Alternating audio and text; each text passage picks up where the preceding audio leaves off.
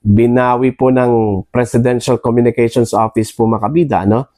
Ito pong kanila pong naunang utos, ano? Address po ito sa management po ng Net25 mga kabida, na palitan na po ito pong si Miss Eden Santos bilang kanila pong beat reporter po dyan sa Malacanang Palace, ano, mga kabida.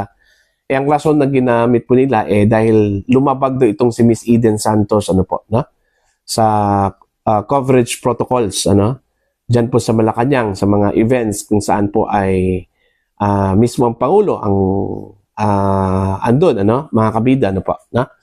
So, dahil dito, umani po ito ng samot-saring reactions, ano, mula sa hanay po ng media at maging sa publiko po mga kabida, kasi ang tingin po nila parang curtailment po ng freedom of the press, ano, ang ginawa po ng PCO dito. Okay? So, sa bagong pamunuan po ng Presidential Communications Office, ano, sa pangunguna po ng kanilang bagong kalihim na si Secretary Dave Gomez, binawi po nila ito pong naunang hiling po ng PCO, ano, sa Net25. Kasi ang rason dito daw mga kabida ni Mr. Gomez o ni Secretary Gomez, pagmamalabis daw ito o overreach na raw, ano, mga kabida, itong ginawa po ng Presidential Communications Office.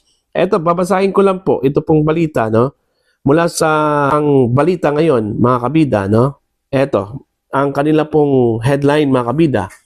PCO binawi ang utos laban kay Eden Santos. Ayan. Eden Santos ng Net25 mananatili sa Malacanang beat matapos bawiin ng PCO ang dating hiling na alisin ang reporter. Sinabing overreach ito ayon kay bagong PCO Secretary Dave Gomez. Ayon kay Gomez, kinikilala nilang ito'y naging isang overreach o lampas na sa dapat saklaw ng kanilang kapangyarihan. Sa halip na pagpapalit, iginiit ng PCO na ang dapat unahin ay ang maayos na pagsunod sa protocols para sa media coverage sa palasyo. Ito yung sinabi po ni Gomez mo mga kabida, no? We are withdrawing the request, pahayag pa ni Gomez, ano? Matatandaang umani ng batikos mula sa media at publiko ang naunang panawagan para tanggalin si Santos na ikinabahala ng ilan bilang banta sa press freedom. Sa bagong pahayag, tila naghahabol ng linaw at pagsasaayos ang PCO sa harap ng kontrobersiya. Ayun. So binawi po mga kabida at sinabi po ni Secretary Dave Gomez na overreach. Anong ibig po sabihin ng overreach? Pagmamalabis po mga kabida. Hindi na raw saklaw ng kapangyarihan po ng PCO yung kanilang pong ginawa, pero ginawa pa rin, ano? Okay? Pero lilinawin lang po natin, ito po ay ginawa mga kabida sa ilalim pa po ng dating kalihim po ng PCO na si Jay Ruiz, ano? Okay? Pero ito po ay binawi po ngayon sa bagong leadership po ng PCO po mga kabida. Okay? Tama naman po, ano? Kasi nung ginawa po nila yon, nung nagpadala po sila ng sulat, mga kabida, sa management po ng Net25, talagang marami hong nag-react po doon, ano? Kahit na po yung mga miyembro po ng Malacanang Press Corps po, mga kabida, nag-react po doon, no? Kasi yun nga, yung tingin po nila, parang banta po ito sa press freedom, ano?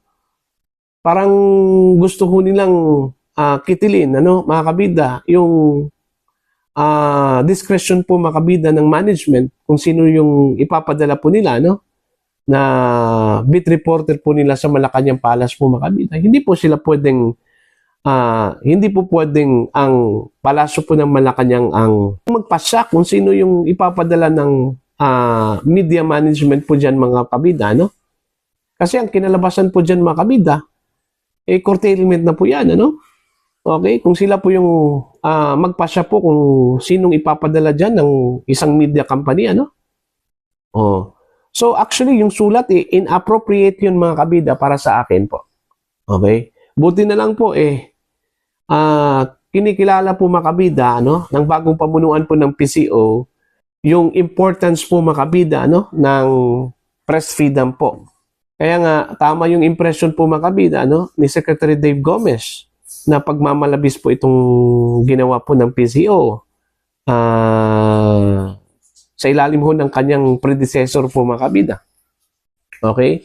Kasi unang-una po, ang hinala po ng lahat, kung bakit tinanggal po si Miss Eden Santos dyan sa Malacanang, ay hindi ho dahil dun sa paglabag niya sa protocol. Kasi kung tutuusin, simple lang po yun eh. Pwede naman pong pag-usapan yun, mga kabida.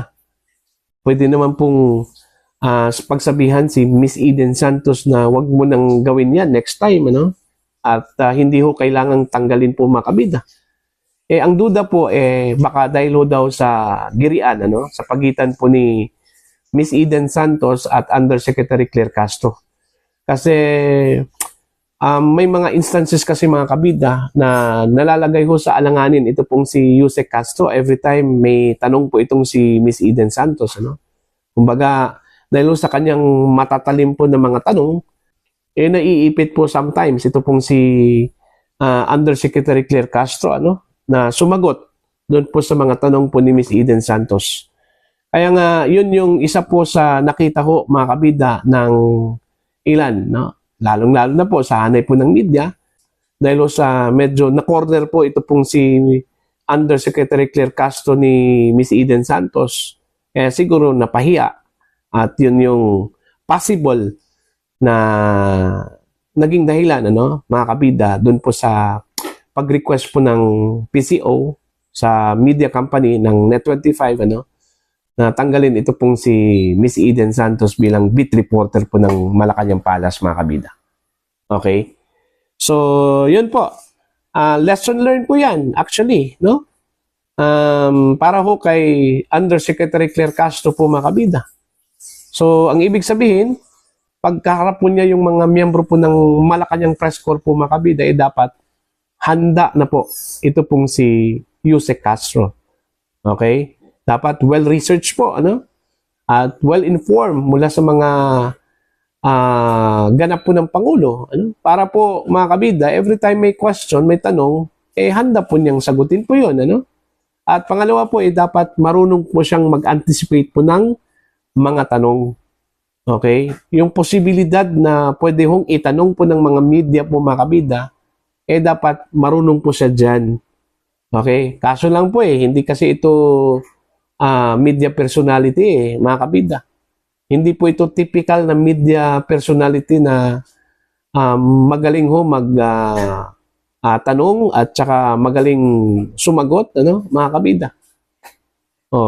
Yun yung disadvantage pag hindi ka media personality, Although sinasabi po nila, nag-a-anchor man po itong si Attorney Claire Castro po, mga kabida, bago po siya naging PCO Undersecretary. Oo nga. Okay? Andun siya. Okay? Kabilang po siya sa mga personnel po ng radio station po, Pero hindi po siya ganun ka well-trained pagdating ho, mga kabida, sa trabaho po ng media. Okay? Hindi siya dumaan maging reporter. Hindi po siya dumaan para maging isang writer, Di ba? Kaya nga, yun yung disadvantage. Hindi ho katulad po dun ho sa mga sanay na po sa trabaho. Okay? At ilalagay dyan sa Presidential Communications Office. Katulad po ni Mr. Dave Gomez. Dating reporter po yan ng Malacanang Palace, mga kabida. Representing the Philippine Star, Dati. Yun yung mga ganun na dapat ilagay po dyan, may alam sa mga kalakaran po, pagdating ho sa journalism po, mga kabida, po. So, yun. Dapat well-researched po itong si Undersecretary Claire Castro po, mga kabida, every time na humarap po siya sa Malacanang Press Corps para hindi ho mabutata. Okay? Every time may mga tanong, Hindi lang po kay Miss Eden Santos, kundi sa iba pang mga miyembro po ng Malacanang Press Corps, Okay? So, good yung desisyon ng PCO. Ibinalik si Miss Eden Santos, mga kabida. At buti na lang po, nirecognize po in-acknowledge po ng PCO, na pagmamalabis talaga yung ginawa po ng PCO dati, ano, nung nagpadala po sila ng sulat. Actually, sa tingin ko po, inappropriate po yun, ano, mga kabida. Yung ginawa po ng PCO, ano, inappropriate po yun. Yung pagpapadala po nila ng sulat, ano, sa Net25 at hilingin yung pagpalit po kay Miss Eden Santos. Discretion kasi yan ng media company, hindi po sa PCO, ano. Wala hong karapatan po ang PCO po makabida na mag-demand, ano. Kung sinong ipapalit po dyan, kung sinong ilalagay at ipapadala bilang reporter po ng kumpanya, ano?